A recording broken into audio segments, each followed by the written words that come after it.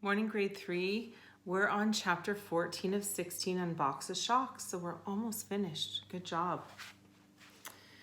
I take a couple of deep breaths. I always do that when I'm nervous. The last 2 times I sneaked back to my old house, I got caught. I nearly got caught. The kid and his parents aren't supposed to come home for a while, but you never know. That's a chance I'm going to have to take. Holding the cardboard box with Bubbles and his bowl in one arm, I turn the knob in the back door and push. The door doesn't budge. I put the box down on the porch, turn the knob with both hands and push again. It still won't open. Great. For once they decide to lock the stupid door. Luckily, the back door key is still hidden under the rock in the backyard. I run and grab the key, put it in the lock, jiggle it a few times, and give it a turn. When I turn the knob and push, the door doesn't budge. Come on, you stupid door. Open! I growl, pushing a couple more times with no luck. It must be jammed or something. I don't have much time and I'm not going to fight with the door. Instead, I pick up the box with Bubbles and scoot around the side door. I hope nobody sees me as I step up to the door and give the doorknob a turn. Unlike the back door, it swings open easily, and I scurry into the house. There's no time to snoop around, so I head straight up the stairs to my old room. I walk up the stairs carefully, taking one of them at a time so Bubbles won't get sloshed around too much inside the box. At the top of the stairs, I turn left. I head down to my old room, and I push the door open. Nothing's changed.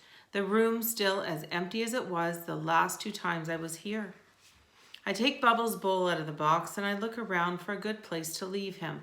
It's not like there's a desk or table or even a shelf, and I can't just leave a fishbowl in the middle of the floor. What about the windowsill?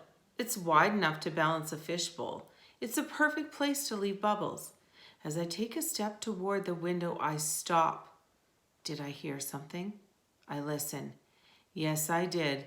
And it's the last sound on earth I want to hear. I'd rather hear an erupting volcano or a hurricane tearing the house off its foundation than the coughing, sputtering sound of that old car. The gravel crunches under the tires. The engine belches, then dies. There's a squeal of a car door opening, and then there's voices. Angry, loud, raspy, nasty voices. So here I am. One more time, I'm stuck inside the house. The last 2 times I was lucky to get away. I don't like the idea of trusting my luck a 3rd time in a row. I hear the side door squeak as it opens and the sound of the heavy footsteps in the hall. There's only one way for me to escape from this room. I run toward the window, but my foot caught on the corner of the mattress. As I fall, the fishbowl slips from my hands. It hits the floor and it explodes into a million pieces of glass. The water spreads out all directions across the bedroom floor. In the middle of it is a tiny Siamese fighting fish. It's flipping and flopping for his life. I lunge toward the fish, pouncing on Bubbles, trying to gather him up and make my escape before the parents can catch me.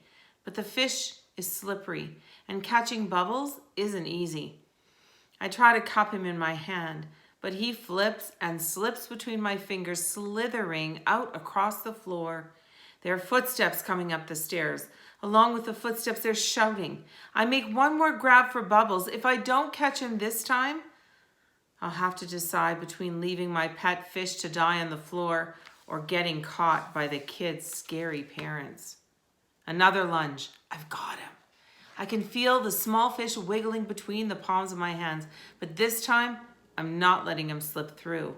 And as I step toward the window to make my escape, the bedroom door swings open. I whirl around. I see the kid staring at me across the room. Behind him is the slow thump, thump, thumping of his parents.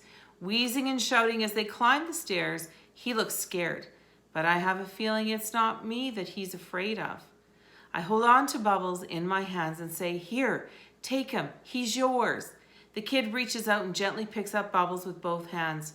For one short second, he smiles, the same smile that I have seen every lunch hour when he ate the food that I left in his locker. But the smile's gone as he glances behind him. Now he's looking scared, really scared. He kicks his foot back, banging the bedroom door shut. And then he nods toward the window and says, "Go." It's the first word I've ever heard him say. He presses his back against the bedroom door and stretches out his legs, bracing himself with all of his strength. "Go, go, go," he says. I run to the window. I yank it open and I step out onto the rainy, wet roof. Before closing the window, I take one more look back at the room. The kids pushing back against the door. I can hear his parents banging the door, shouting, "Go, go, go," he says. And we'll leave it there. Bye.